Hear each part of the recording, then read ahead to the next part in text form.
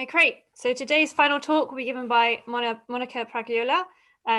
Monica is a postdoc in the Department of Mathematics at the Università di Bologna. And take it away, Monica. Oh, come on, let me.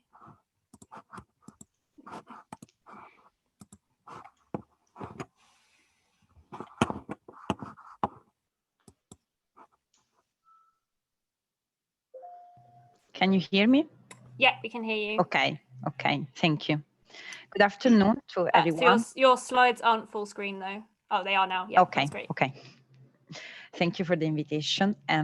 Today my talk is about an automatic model reduction via hierarchical Bayesian modeling.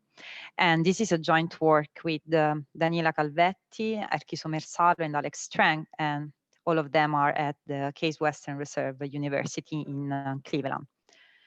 So the problem is to recover signal X, starting from very few and noisy observations of the signal itself. So we are referring to this linear inverse problem, that is B is equal to AX plus E.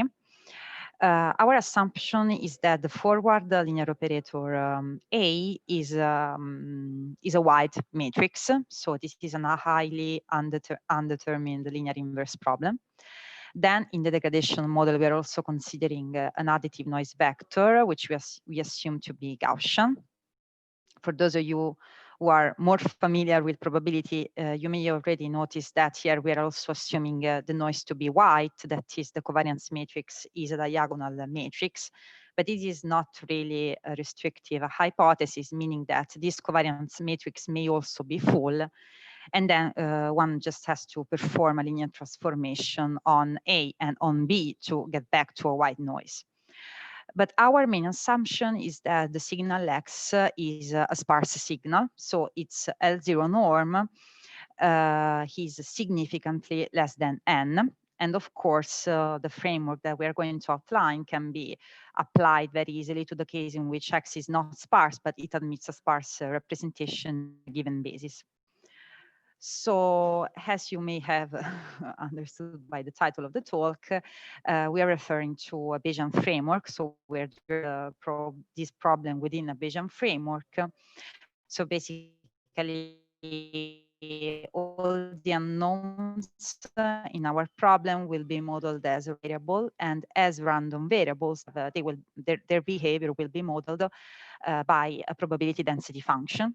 So we want to encode in some way the fact that X is believed to be sparse, and we can do that by setting a conditional Gaussian prior on X. So we ask each component of X, Xj, to follow a zero mean Gaussian distribution with variance theta j. And what we expect is that when Xj is equal to 0, the corresponding variance theta j will be very small, while if Xj is one of the few non-zero entries of X, theta j is expected to be larger. So this can be written in a very compact form in this way. And here you have the analytic expression for the conditional Gaussian prior. But clearly, this is not enough to the believed sparsity of X, because we have to know something about the variances that cannot be set a priori. So they will be unknown of the problem. And in this framework, they have to be treated as random variables. In particular, they will be modeled as mutually independent random variables. We have to set a PDF for each of them that we call hyperprior, and we set a generalized gamma hyperprior for theta j. So the analytic form of the distribution is given here, and you can see that the generalized gamma distribution is characterized by 3 parameters. So the first one, R, is just used to pick the distributions from the family of distributions. Then we have a shape parameter beta and the scale parameter var theta j. And actually hidden behind this expression, there are some notable distributions, such as the gamma distribution that we obtain when R is set equal to 1. So now, since X and theta are both unknown, we actually have to come up with a suitable prior, with a joint prior that is given by the product of the hyperprior times the conditional Gaussian prior. And we need to couple this information, this prior information, with the information that we can derive from our data, from the degradation model that is encoded in the likelihood. And everything can be put together according to the base formula. And we can obtain something which is a distribution which is proportional to the posterior distribution that tells us the distribution of x and theta once that the information in the data are taken into account. Here we also introduce further parameter eta, coupling r and beta. But we're not really happy with this because actually we want a single point estimate of the posterior, and we pick the mode that is the value that maximizes the posterior distribution, or in an equivalent manner, the one that minimizes minus the logarithm of the posterior. So in the end, we end up with a problem that can be considered as one of the many problems in a classical variational framework. So we have to minimize a functional, which is a sum of two terms. The first one is the fidelity term, and the second one is what we call penalty term. To minimize this functional, we can consider an iterative alternating sequential scheme. So basically, we first minimize with respect to x, keeping theta fixed, and this is tantamount to minimize this red part here. And then we minimize with respect to theta, keeping x fixed, and basically we have to minimize the penalty term. So we can give a quick closer look to both of these update steps. So in the first one, the X update step, the problem can be equivalently written in this way. So basically we have to solve a linear system in the least square sense, while for the theta update, we can just impose first order optimality conditions, one for each theta j, since we have assumed the mutual independence between the theta j. So in the end, we have to solve n nonlinear equations. And for some specific choices of R, we also have a closed form for this equation. Okay, so it makes sense, of course, to ask about some analytic properties, and also, I mean, have some more insights about how the parameters should be set in order to promote sparsity. Well, we studied in this paper in 2020 the convexity properties of this family of hypermodels. So what we get is that when R is greater or equal than 1, the functional is globally convex.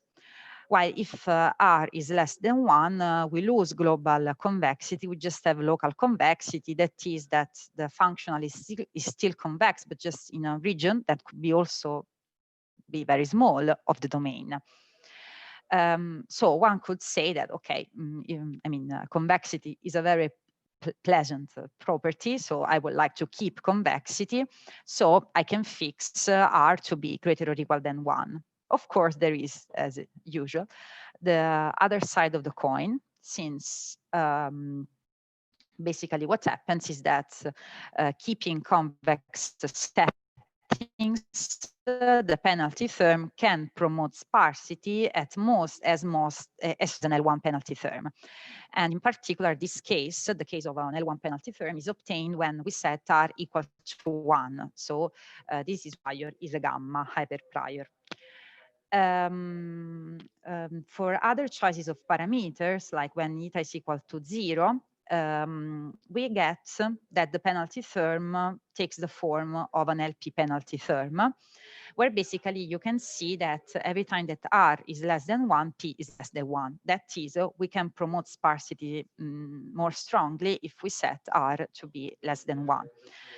So of course, one would like to have a balance between the guarantees of convexity and the strong sparsity promotion that we get when we are in non-convex settings, and we have addressed this problem in this paper. But now I really want to focus on the algorithmic side, if you want. So we go back for a moment to the linear system that that was in the X update step. So I said that this is a linear system that can be solved in the least square sense, but actually we really don't want to solve this system, this full system. So we are also happy with an approximate solution. That is, we are considering, we are considering this approximate system with this change of variable, which is of course very cheap since this is a diagonal matrix.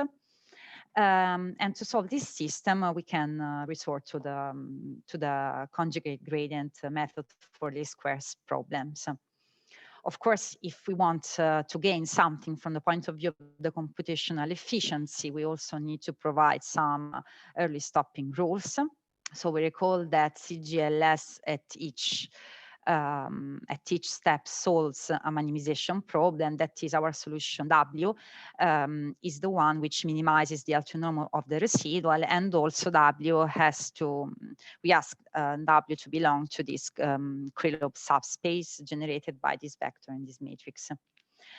So we chose two stopping criteria. The first one is very popular in the inverse problems literature. So it is the Morozov discrepancy principle. And it is based on the fact that actually it really does not make sense to ask our solution to be more accurate than the accuracy that we have on the data.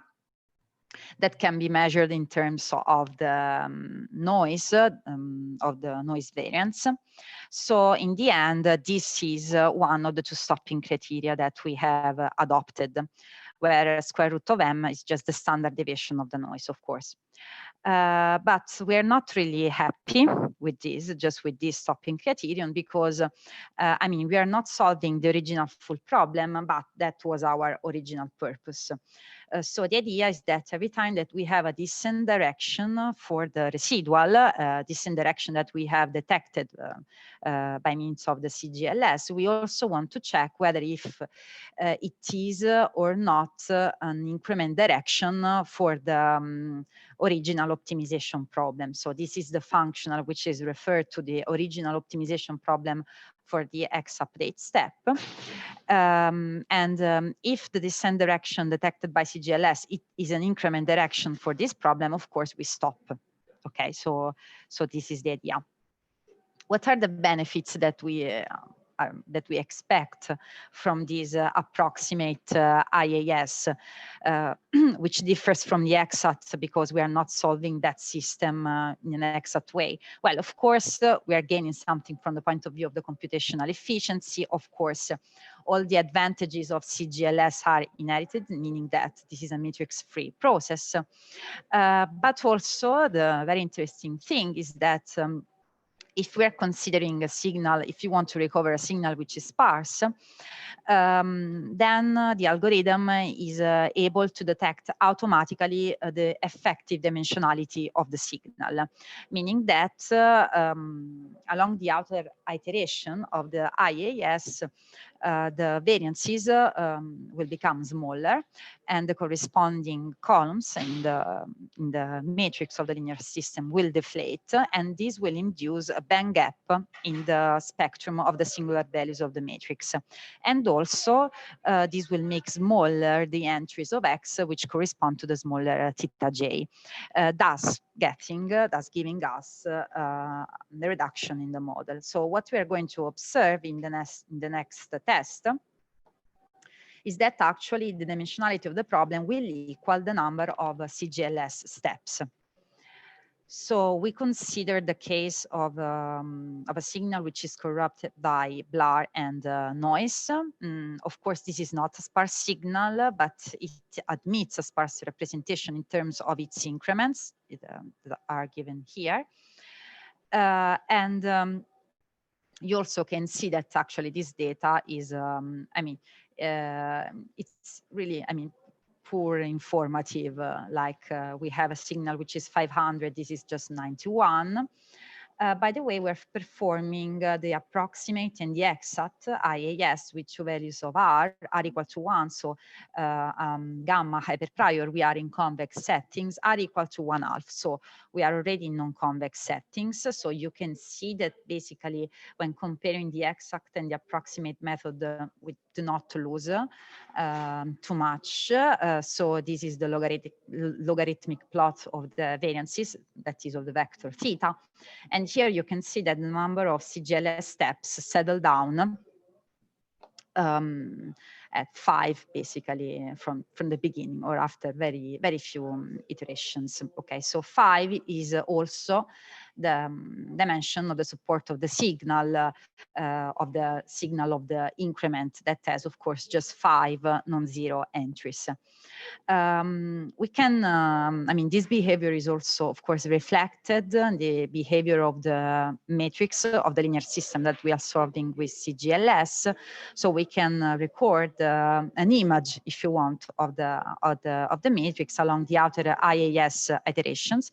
So you can see how fast the columns deflate in the case of R equal to 1/2, if compared to the case R equal to 1. So of course, this is the benefit of considering a non-convex non-convex penalty term.